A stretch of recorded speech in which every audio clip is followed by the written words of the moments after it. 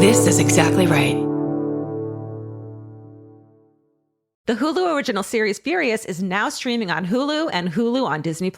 Starring Emmy Rossum as Alice Black, Furious follows a rookie FBI agent on the hunt for Catherine, played by Lola Pettigrew, a mysterious and calculating female serial killer. While Alice upholds justice, Catherine kills for it, terrorizing the rich and powerful men of New York in her pursuit of vengeance. With secrets that change everything, Alice discovers there's a thin line between hunter and prey. Watch the Hulu original series Furious. Now streaming on Hulu and Hulu on Disney Plus for bundle subscribers. Terms apply. Goodbye. I'm Nancy Glass, host of the Burden of Guilt Season 3 podcast. This is a story about a horrendous situation that destroyed 2 families. It's a scorched earth war that shows just how far someone will go to get what they want. Cindy said I had to choose between the truth and my family, and I had to choose the truth.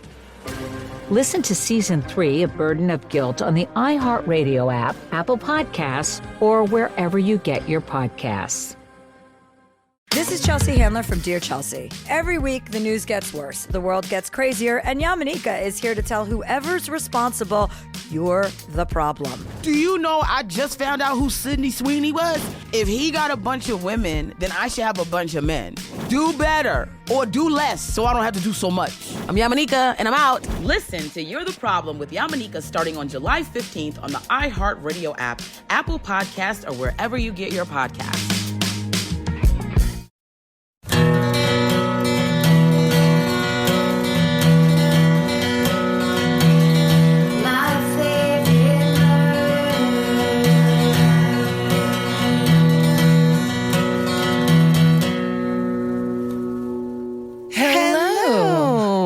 And welcome To My Favorite Murder. That's Georgia Hardstark. That's Karen Kilgara. We have a very special episode today. We're very honored to have these guests with us. For the past 14 years, these 2 women have dedicated their lives to searching for missing people of color whose cases have gone cold or were never investigated in the first place. They're the founders of the Black and Missing Foundation, and their work has led to the resolution of over 400 missing persons cases. And their story was made into an HBO series called Black and Missing, and that just won the Best New Documentary Series at the Independent Spirit Awards this year. So please welcome Natalie Wilson and Derrica Wilson. Hello. Thank you for having us. Yes, thank you. Yes, thanks for being here. So excited and honored to have you both here. Yeah. And to discuss your incredible work that you guys are doing. But first, can we be superficial and say, did you get to go to the Independent Spirit Awards yourselves, or did you watch it on TV? Yeah, we didn't get to go to that, but recently we went to LA for the Gracies, and oh my God, it was such an amazing experience. What happened? Will you tell us about it? You know, just being able to be honored to accept the award for the directors of the HBO docuseries Black and Missing, and to meet people that we have seen, you know, and have always wanted to meet and work with, to see them. It was an amazing experience. So. Who'd you get to meet? So we met Tamron Hall. We met Ava DuVernay. We met Holly Robinson Pete, and she was the mistress of ceremony.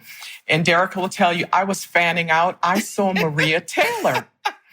And my husband and I, we watch her, and we've seen her, you know, grow in the industry and the challenges that she faced. And to just meet her in person was amazing. Like I said, I normally don't fan out, but I was fanning out. She was fanning out. I was shocked. Yes. Out of everyone that we met, I think I was like, oh my God, Maria Taylor. And then she's such a nice person because she said, let's FaceTime your husband. And we were both screaming like, oh my God, yes. So it was great. I am here to tell you that I have known Natalie for like 20 years. We're sister-in-law, and I've never seen her act like that before. I was shocked. I was like, Who is this woman, and what did she do to my sister-in-law? I love it. There's nothing better than meeting a person who makes you lose your cool. Yeah. That's such a next level, exciting experience, right? It was. And I think, again, it was just from seeing her grow when she first started in sports, and to hear about some of the things that she had to go through.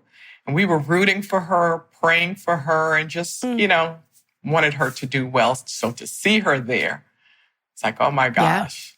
Wow.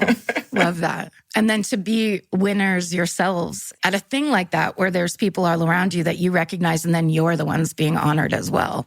And I think that's still trying to resonate. I know for me personally, we didn't get into this for the accolades. I mean, we are very passionate about our work. And for us to look at these incredible women for the Gracies who are being honored, and to watch them on television and to see their stories and to be inspired, and to actually have the opportunity to share the same space, and for them to embrace us, as we have embraced them for many years, it's really, it's really overwhelming. I bet. Yeah. It seems really special because I think for both of you and for a lot of people who have these passions and then they work their butts off and that's all they do all the time. And then to be able to stop and look around and see the people who are so passionate about what you're doing as well in person at an award show must be a special feeling, I would imagine. Absolutely. Yeah. And again, it's about partnerships. So to see them there and wanting them to work alongside us, to get that opportunity to continue to spread awareness about this issue, because they have, huge platforms and they have that network that can help us, find some of these missing individuals. So, well, that's the thing that in watching the show that I thought was such an amazing, fateful combination, it feels like, for two sisters-in-law. Natalie, you have a PR background, like you worked for over a decade, still do, right, in PR? Correct. And Derrica, you're the first Black female police officer in Falls Church, Virginia, in the police department there. And then you come together to basically start solving this problem of missing Black people whose cases just get ignored by the media. I mean, it seems so fateful the two of you have these specialty skills that really punch through the average family that's just trying to flyer a neighborhood and ask questions and do foot searches. How did you guys get together and say this is something we have to start doing? Well, I'll tell you a little bit about the inspiration behind the Black and Missing Foundation. It started around the case of Tamika Houston, who went missing from Derrica's hometown of Spartanburg, South Carolina. And we read how her family, particularly her aunt, who's in public relations, really struggled to get that national media coverage around her disappearance. Weeks later, Lori Hacken went missing, and she dominated the news cycle. A year later, Natalie Holloway went missing. She dominated the news cycle. And sadly, Tamika's aunt contacted those same reporters, same networks, same programs, and there was no interest in Tamika's story at all. So when Derrica and I decided to do some research on this issue, we found that 30% of all persons missing were of color, and particularly Black men. So we decided, why not us? We need to utilize our professions. As you mentioned, I'm in media relations, public relations, Derrica's in law enforcement. And those are the two critical professions needed to bring awareness to this issue. And if you fast forward to today, 40% of all persons missing are of color. And we've been pounding the pavement and sounding the alarm for 14 years that this is an issue and we need help to find them and to bring them home. But what keeps us motivated and, keeps us going are these families that are desperately searching for their missing loved ones. And oftentimes they say, you are our last resort. We don't know what to do. So we're holding their hand and we're working alongside them through this process. I remember there was a mother in St. Louis when we first got started. She didn't know what to do. Her daughter was missing. She contacted the media, law enforcement. We contacted the media and law enforcement. And, there were so many challenges, but we kept pushing. And finally, one of the news media outlets said, I'll cover the story. So that's what we're trying to do, bring about visibility because it brings about change and it could help someone to be recovered quite quickly. Mm-hmm. Yeah. And that pressure. I mean, there's families who they just don't know who to call because oftentimes we know that like the pressure on the investigators to keep working or to try harder or to double down, that has to come from somewhere. And if it's just a parent or a spouse that is just trying to find someone, that one person can't do it by themselves. You're right, they can. Absolutely. And I think it's equally important for everyone to understand law enforcement, they are the gatekeepers and they have to be held accountable. You know, when these families are going to them, they have a responsibility to take these police reports to actually investigate the case. You know, sadly, missing persons isn't considered a priority. So there's not enough resources that are dedicated to the missing person unit. You can have police departments across this country, and they may have one or two detectives assigned to the case, and those one or two detectives could be handling anywhere between 500 and 800 cases. So again, with that media pressure, it applies pressure to law enforcement to dedicate more resources. And ultimately, it is our hope that these missing person units are viewed as the homicide units within the police departments, because it is an issue. You know, again, as Natalie stated, 40% of missing persons are persons of color, although we know the numbers are much higher than that. You know, and we're talking about reported. That's the key word. When you think about the statistics that are out there that the FBI shares, you know, you have a population that is classified with the white community, and I'm speaking of the Hispanic community, although 25% of Hispanics identify as Latino Black. What are some of the misconceptions, do you think, among law enforcement, speaking of them, and the media as well, that prevent missing people of color from getting that attention? Well, one issue that we see with law enforcement is that oftentimes when our children are reported missing, law enforcement classify them as runaways. We know runaways do not receive the Amber Alert. Quite frankly, there's no sense of urgency. I mean, look at society right now. If you were to go on social media and you see a flyer that says missing and a flyer that says runaway, the messaging is not created equal. And there's this perception that, you know, when a child runs away, whatever happens to him or her, they brought it on themselves because they ran away.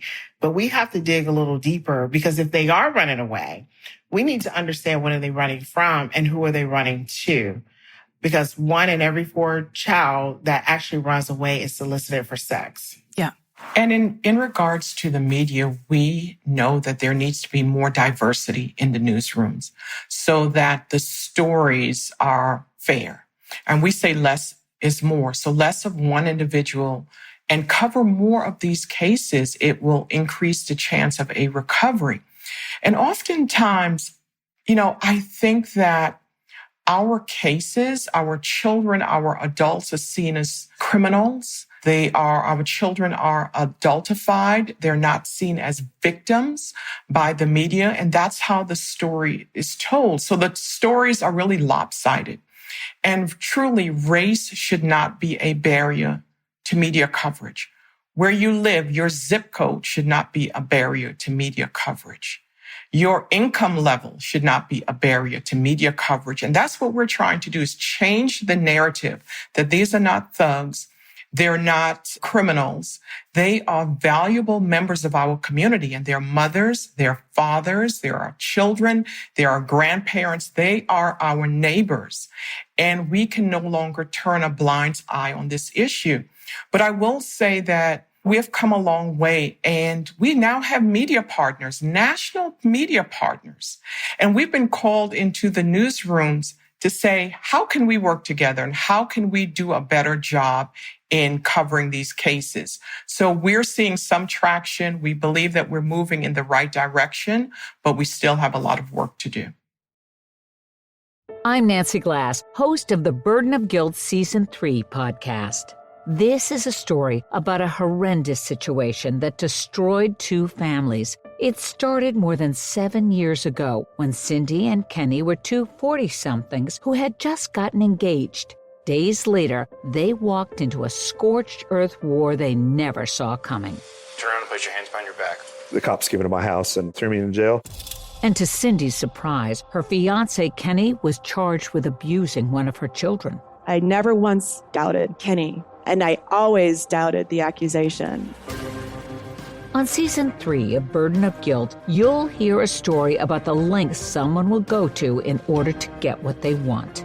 This case has got to be one of the most despicable. Listen to Season 3 of Burden of Guilt on the iHeartRadio app, Apple Podcasts, or wherever you get your podcasts. In the middle of the night, Saskia awoke in a haze. Her husband Mike was on his laptop. What was on his screen would change Saskia's life forever. I said, I need you to tell me exactly what you're doing. And immediately, the mask came off. You're supposed to be safe. That's your home. That's your husband.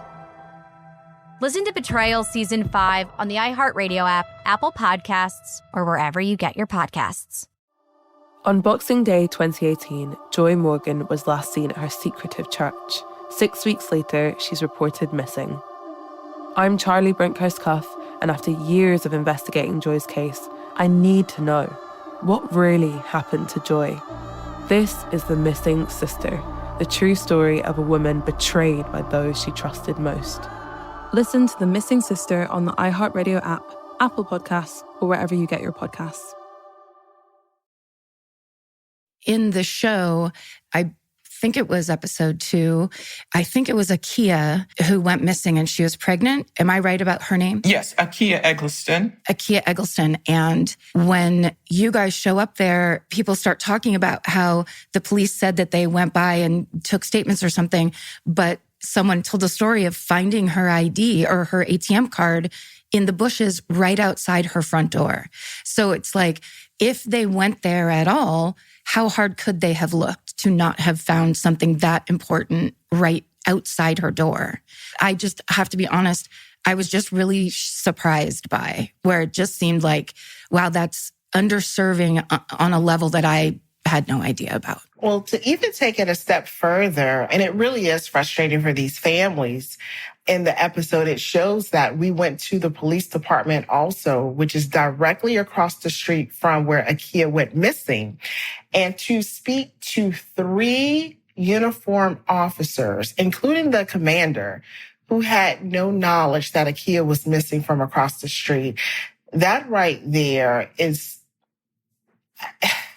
I don't even want to use the word, but it was ridiculous. It's bullshit. And I said, I'm trying to be, because every time I think about that, because I served, and I think right. Yes, law enforcement need to understand that we are public servants. We work for the public. The public does not work for us. And when I look at Akia's case, and there are so many Akias out there, I mean, I see my daughter, I see my nieces, I see my cousins, my sister. And if it was my family member, I would want the gatekeepers to take an interest. So how could you even expect anyone else to take an interest if they're not even interested in it? They're responding to calls across the street for where she went missing, not knowing that she's missing. Wonder if she went to the door when they knocked on someone else's door and she was being coerced or threatened. They could have encountered her. Right. So I think it really boils back down to enhancing the training, the cultural diversity, the sensitivity. That's critical. And to also add on Akia's case, the docuseries had a huge impact, because then law enforcement arrested her boyfriend or the baby's father. So it shows the pressure that docuseries had on Baltimore County Police Department, that they added resources to the case so that there can be some type of resolution. So again, that's why media coverage, these television programs, this visibility is so important. Well, it's interesting too, because I believe your volunteer, Derek Butler, whose sister went missing. Yes. So his sister went missing, and they tried, and he pounded the pavement and did everything he could to get an investigation going. And when they finally did, and they finally start looking into it, this man, who was her, I believe, boyfriend at the time, his first wife had gone missing. It was like they had unraveled this whole case and this whole profile of a person who had a history of violence against women, a history of potentially murder. And this could have been the reason he got caught instead of something that just got waved away. That was an unbelievable story. And then the idea that he is volunteering with your foundation and he's the person there when this is happening to another family.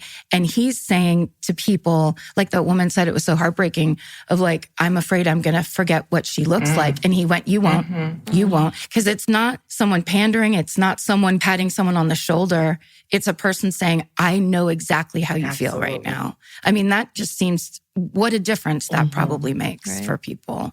What an amazing thing to be able to watch you guys do that work, because I think that's the kind of thing I wouldn't have exposure to other than that. And Derek, the brilliance of Derek is that he utilized the media to get traction on his sister's case, because MPD initially, blamed Derek that he had something to do with his sister's case. And he kept fighting. He kept advocating for his sister and used the media, I don't want to say used, but maximized the media coverage, maximize the reporters, the relationships with reporters who were interested in the case. And it brought about change. And Derek, as you said, has been advocating. He's on our board and he's been helping us to help these families. He's been priceless to us and he's not selfish. He wants to use his experience to help others. And he has a wealth of knowledge. He lived this. And he's trying to help others get through it. Yeah. It's beautiful.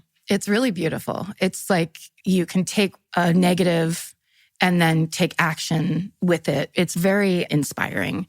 So wait, how did this series actually come about? So in 2017, Natalie and I, we were honored at Black Girls Rock, BET, and we ended up winning the Community Change Agent Award. And Soledad O'Brien, who is the executive producer of the show and such a wonderful journalist and very inspiring and moved by our work, she wanted to help tell the stories of these families that we're working with.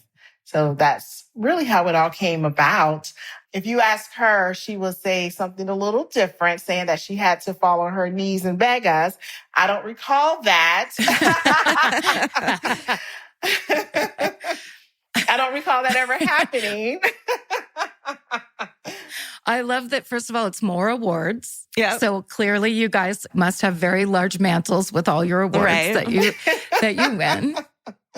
I love Soledad O'Brien. She on Twitter, she's so good and smart. The stuff she posts is just so badass and cool. But yeah, she is. Since the series came out, have more positives happened? Yeah, Keisha Jacobs. There's been also some traction in her case. Richmond Police Department, they've added or provided a new detective, fresh eyes to look at her case. So, again, there's a lot of positivity from this docuseries because of the visibility. And it's changing conversations in the newsrooms and law enforcement and even the community. Because like Soledad said, how can we all work together alongside you all to get this work done, to bring visibility to these cases?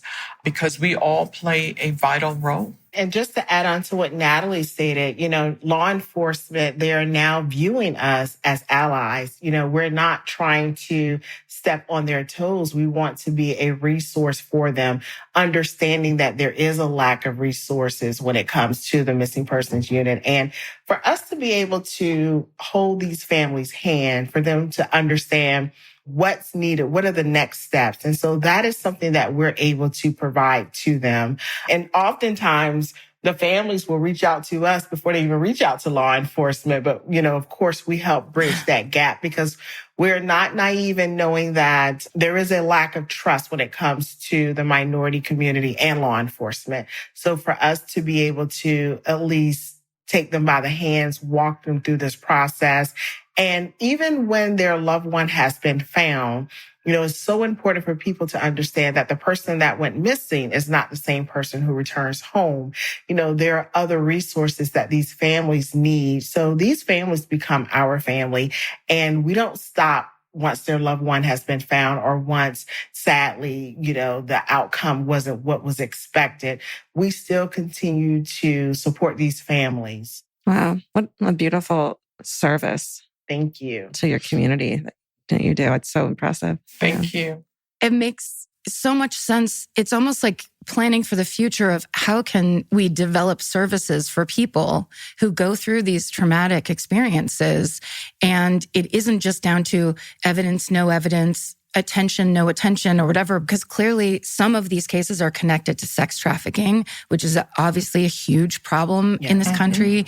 There's so many things that are involved here as opposed to just one-off missing person. Oh, it's a runaway. And it feels like it's moving toward kind of the bigger picture of how can we improve all of this and actually make a real change. One thing that I can say that I'm proud about the docuseries is that it gives the general public a glimpse into not only what these families are facing and the issues that they go through, but what got them there in the first place. And I think being proactive is the most important thing that you can do. How do we prevent them from going missing? So we know that there is a correlation with missing persons and domestic violence, mental health, human trafficking. What should we be doing as a community, as a nation, to prevent those individuals from falling victim in these situations? And I think that's an even deeper conversation. And we're also seeing, as you mentioned earlier, a lot of systemic issues that are causing individuals to disappear or to become victims of sex trafficking, mental health issues, housing, education, economics, income. There's so many systemic issues that we need to take a look at. Relisha Rudd was featured in a docuseries. She and her family were homeless. And homelessness plays a great role in our children being victims of sex trafficking because they have to survive, and the pimps know that. And they know that their punishment for sex trafficking a young girl or young man is not as harsh as their white counterpart. Right. So as elected leaders, as our community, we need to do a better job in delving deeper into these systemic issues that are affecting our community at a greater rate. And what I learned from this series is Black women specifically, their lives are, what was the statistic? It was like 40% more likely to be killed? 4 times more likely, yes. 4 times more likely to be killed than any other American. And then on top of that, they are expected to hold the family together. No matter what their family is going through, they have to be the rock. And yet they're under this pressure and under this threat. I mean, I just like all of that. It's putting the picture together. It's pretty amazing. And that's what we're trying to do, change the narrative. Again, you can no longer turn a blind eye because this issue hasn't affected you personally. It affects us all as a nation, and we all have to play a role. We all have resources or something that we can do. If you see a profile come across your computer or through social media, don't disregard it. Share it within your network. Help it to go viral. Be our digital milk carton because someone knows something. And we just need one person to come forward with information that could provide closure or answers for a family. So let's all do our part. Can't say that enough. Let's all help us find us. Yep. That's your hashtag, right? Help us find us. It is. Yes. So in episode 2 of the series, the concept of the missing white woman syndrome is discussed. And I think as true crime consumers, a lot of our listeners know about that. But you want to kind of touch on that a little more and discuss what that means and how we can, as true crime consumers, can really pay attention to that? Certainly, I can start. When you think about the missing white woman syndrome, immediately you think about Natalie Holloway, Lacey Peterson, Chandra Levy, Kaylee Anthony, Elizabeth Smart, and Gabby Petito. And those names just roll off my tongue, right? many listeners out there, they don't know about Daniel Robinson. They don't know about Akia Eggleston, Ariana Fitz, Relisha Rudd, Keisha Jacobs, because they're not getting that same awareness. And we're not trying to dishonor any community. We're just trying to even the playing field. Yeah. And sadly, every so often, there's this media obsession over attractive white female with blonde hair and blue eyes. And yet these other families are really fighting an uphill battle to even get law enforcement to take the case seriously, much less even get the media to profile their missing loved one on the 5 or 10 o'clock news cycle for 30 seconds.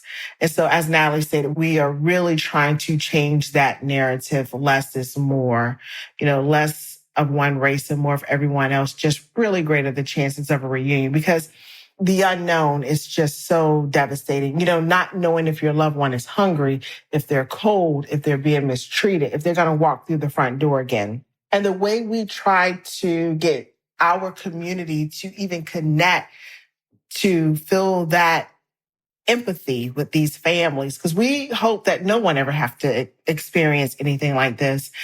But imagine misplacing your car keys or your cell phone. Your anxiety is through the roof. You're panicking because you don't know, right? Now multiply that times a billion. It's really unthinkable. It's undescribable. It's unimaginable when someone is facing every single day not knowing where their loved one is. And from a media perspective, again, going back to the narrative of how our missing are viewed or portrayed, they are not seen as victims. And if you look at Akia Eggleston, they kept going back to the neighborhood that she lived in. This story was, she's poor, she's impoverished, she's a mother at a young age.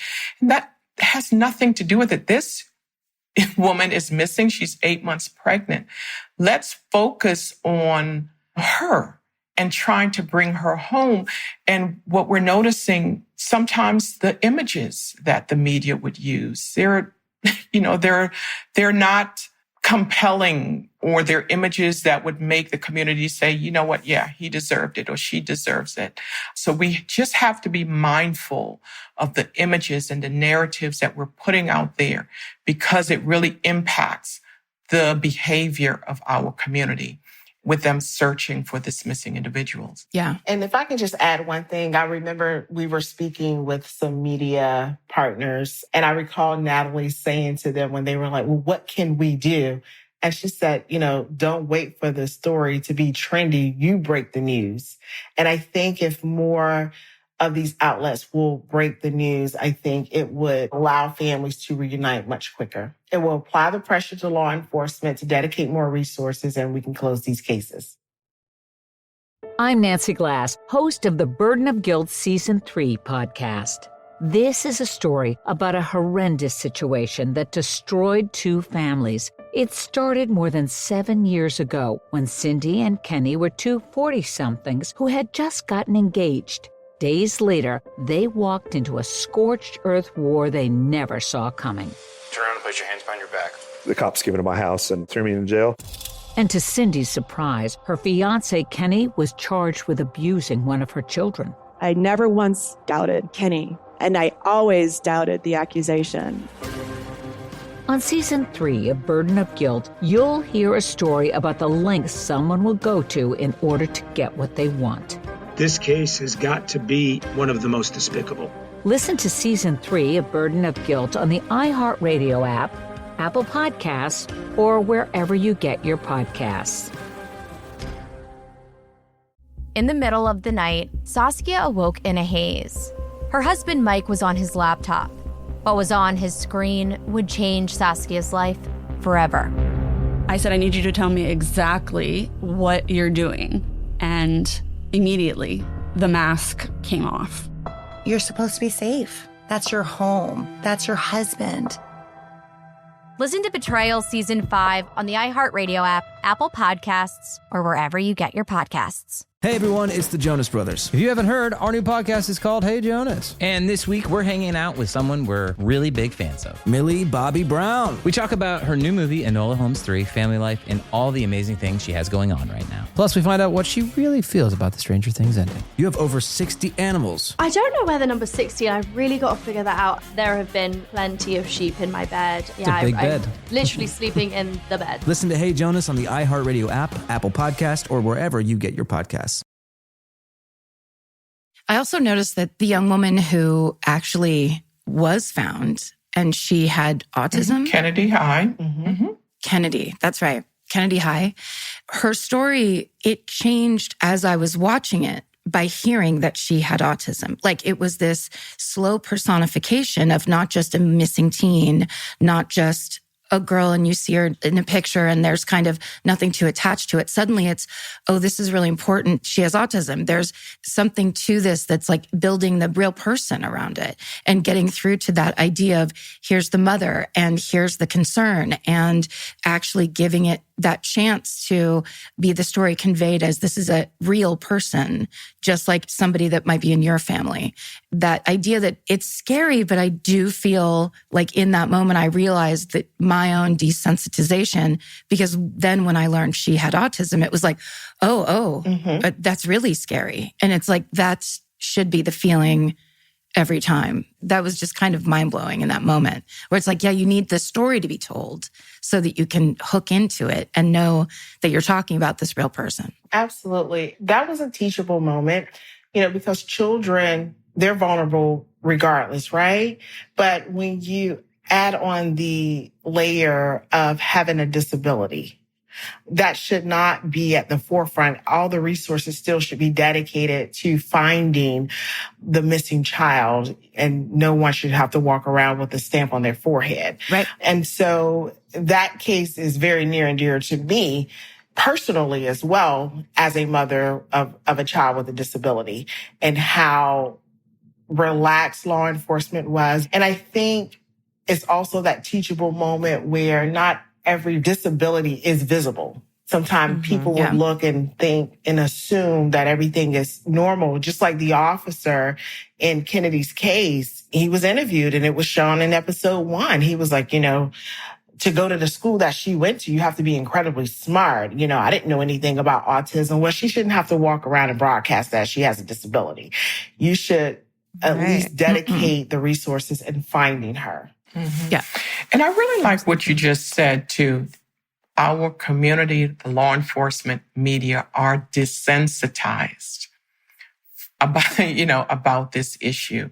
And Kennedy's case took place in 2017. 2022.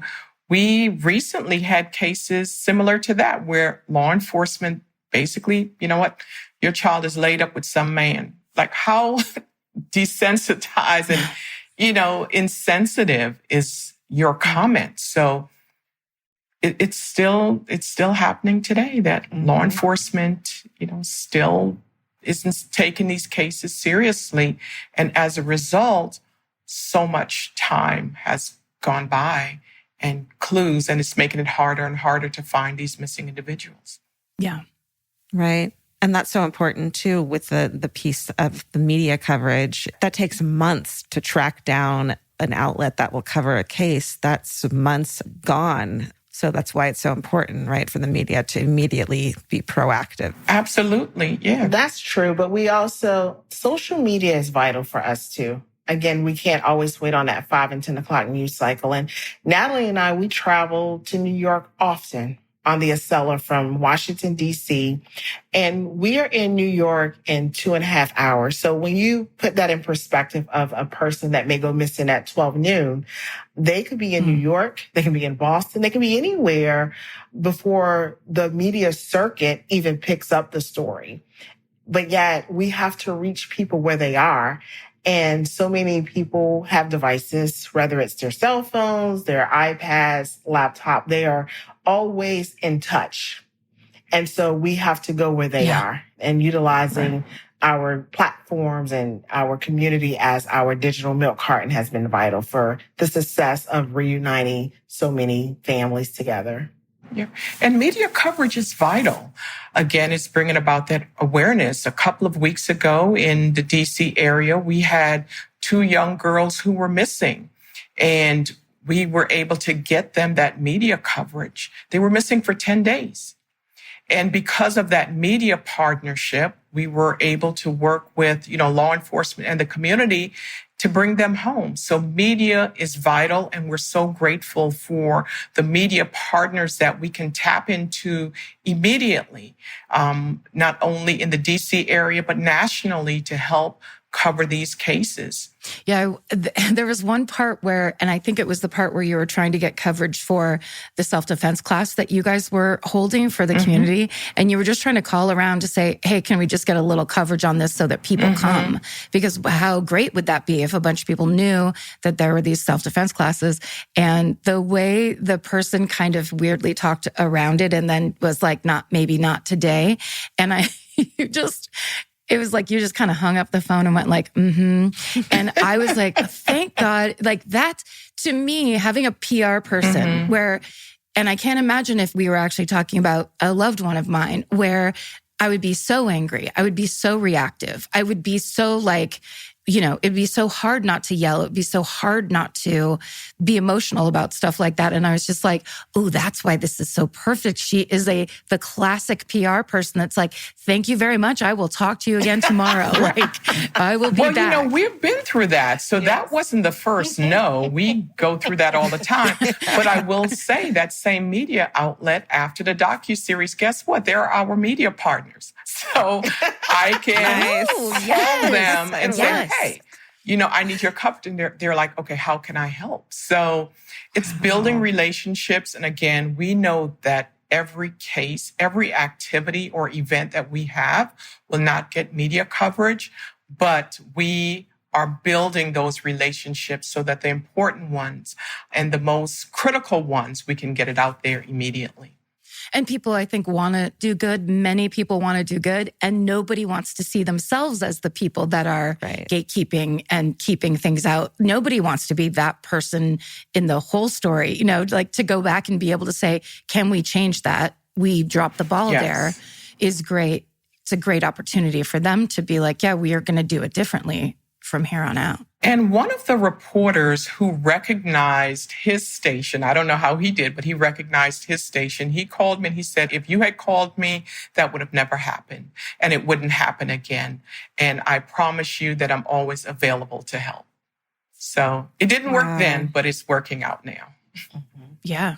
But we never allow any of that to discourage us because, again, we are focused on these families. So this is so much bigger than us. This is a movement, and we're on this journey to help us find us. And anyone that wants to join along, and we're gaining traction and we're gaining those partnerships, as Natalie stated, with the media, law enforcement. I mean, even just today, law enforcement, they're sending us press releases and bulletins of missing persons. And they're like, can you please share on your platforms? And that's what we need because it takes all of us. It takes all of us, law enforcement, the media, and the community. What's your proudest or some of your proudest achievements that have come about because of the work with your foundation? Let's see. Proudest now when I'm trying to think. That's kind of a thinker. Yeah. I think we just do. I mean, so I'm going to go back to the whole Gracie's thing for 1 second. It was such an honor to enjoy in that moment because this is heavy, right? And so we celebrate those small successes, but we know that there's another call that's waiting on a return call. And we're back into the weeds. You know what I mean? So we try to celebrate that split second, but then we're still going. And it's really hard to think about for me, like what really is the proudest moment. I feel that, we just celebrated our 14-year anniversary and we were looking at each other like, wow, it's been 14 years, But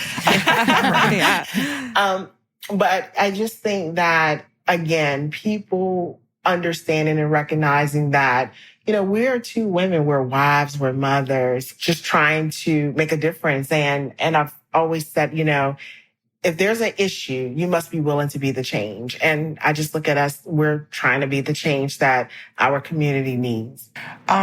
For me, it's every time I get a media partnership, like, yes, I celebrate a bit because it was a lot of hard work. And every time someone is found because of our efforts, I'm really proud of that because people don't know what we go through behind the scenes. And, mention the young ladies that were missing for 10 days in the DC area. I remember her family saying, we call those same stations and no one would cover us. But when we called, they were on it right away. So just being able to do that. And, it's our hope that we make Black and Missing so effective and so relevant that it lives beyond us. And that's what we're working to do. So just all of our hard work, tears, just frustration, when it turns into something positive, I'm like, yes, we did it. Let's move on to the next thing. It's such a legacy. There's one part in the show where they show you guys from like a People magazine article that seemed like it was from a while ago where I was like, oh, I think that was early days. That was like... It was very early. Because I was heavy. You know that was early.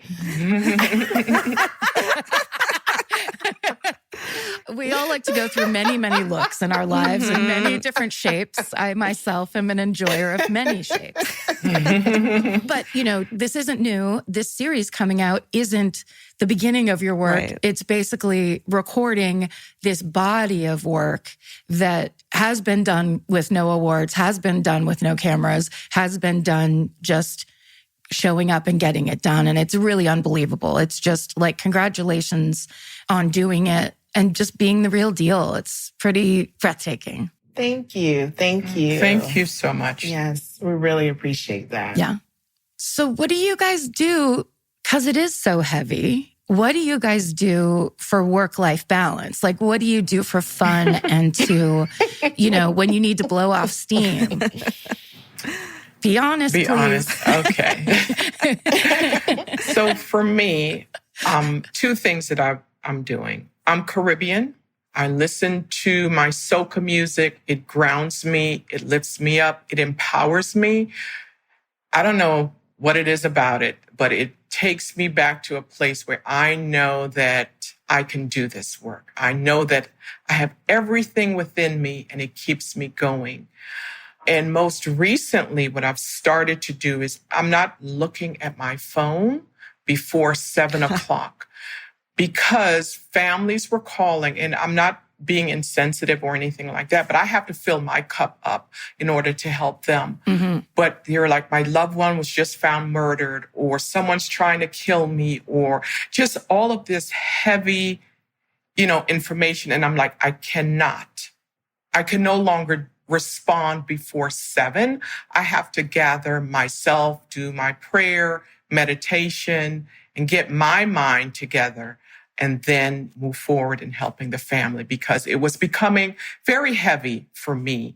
I'm a morning person. I'm up at 4 and I'm working it out, but those messages really set the tone, not only for the day, but sometimes for the entire week. To, when you hear someone, my son was just found murdered.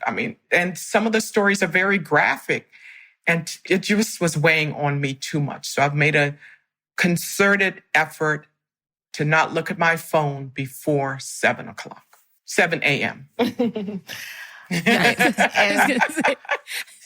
She's taking entire days off. And so I'm from South Carolina. I grew up in church. And so I'm always listening to my gospel where it will minister to my heart, my soul. I can cry it out and then I'm ready to tackle the world. Like Natalie, I have set boundaries. So I'm the late owl. So we also mix well too, because she's the early bird and I'm the one that's burning the midnight oil. But setting boundaries, especially because we are a national organization and we are so hands-on and people are on different time zones and our phones ring off the hook. So I had to I had to set some limits too, especially when my phone is ringing at 11 p.m., my time, and it's, like 8 or 9, someone else's time. But, again, I'm a family-oriented person, so I love spending time with my family. I love laughing, comedy, because it really is heavy. It's heavy. Yeah. I don't watch a lot of television. I don't like the news anymore because it's depressing. These stories can be depressing enough. It really is heavy, but we're doing it. We have to keep going. These families, they rely on us. So it's where we are. Yeah. You recently released a children's book. I did. And matter of fact, I was at a school today. I wrote a book, a children's book. It's called Finding Sierra. And I really wanted to meet the children where they are. So part of my history as a police officer in Falls Church, I used to go into the schools. I was a certified DARE officer. I also taught the game curriculum as well. So, there's this perception, especially when I was a police officer, I would go into a store or show up for a call, and a parent will always say to their child, if you're misbehaving, that officer's going to arrest you. And I really think it sends a negative message, especially in our community. Again, we're still battling that, that lack of trust. But I want to be able to utilize my passion and to be able to help them. And what we're seeing, especially with the organization, there are so many children that are victims of human trafficking. Really wanted to tailor that message in a book that's relatable, that they can identify themselves, that representation. And there was some subliminal messages throughout the book that I'm glad that people have been able to pick up on, because they were like, oh, when I look at the book, I look at the diversity on the police force. I look at the flyer of the little girl who was missing, although it said that she went with this man,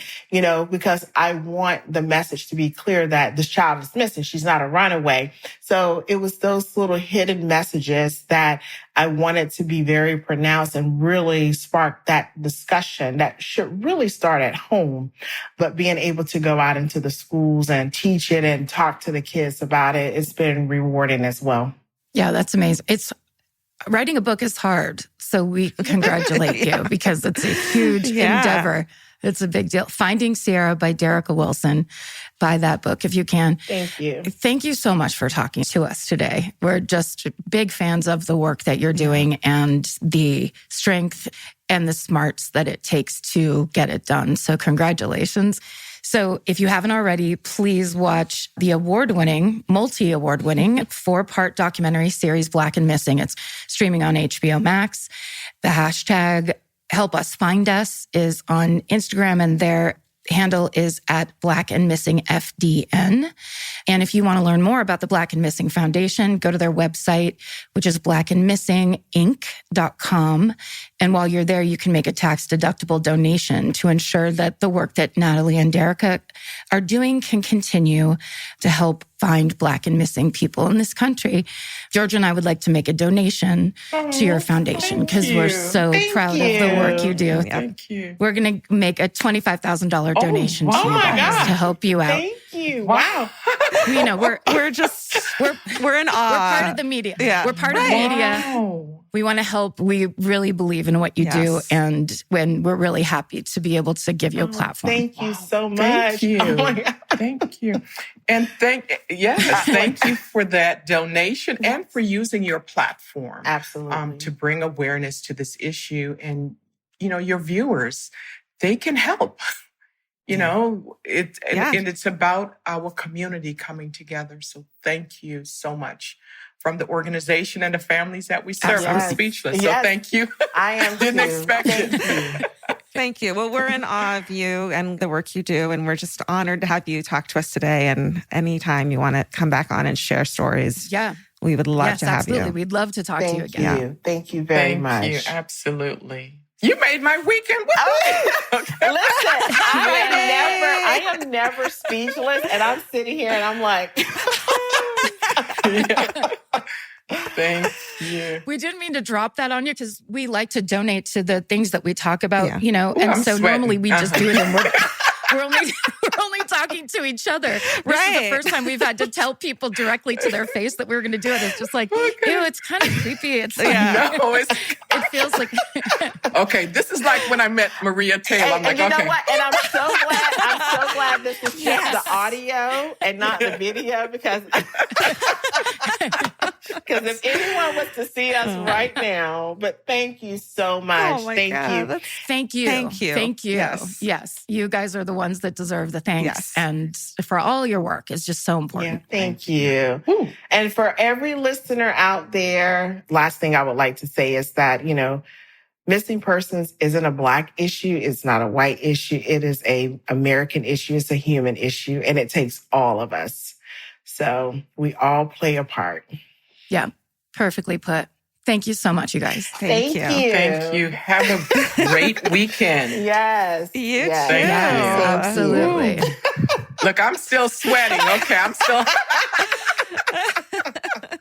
Thank you. Elvis, do you want a cookie?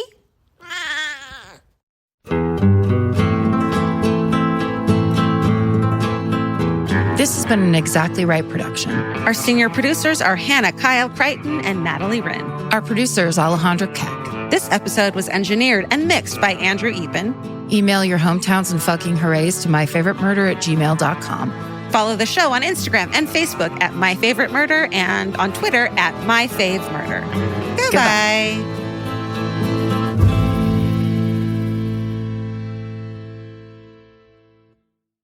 I'm Nancy Glass, host of the Burden of Guilt Season 3 podcast. This is a story about a horrendous situation that destroyed 2 families. It's a scorched earth war that shows just how far someone will go to get what they want. Cindy said I had to choose between the truth and my family, and I had to choose the truth.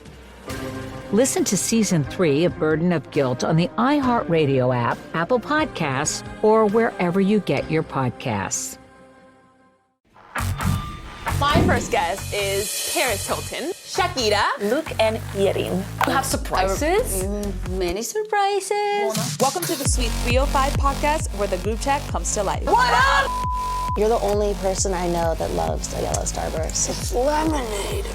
Listen to Sweet 305 with Lele Pons. Open your free iHeartRadio app, search Sweet 305, and listen now.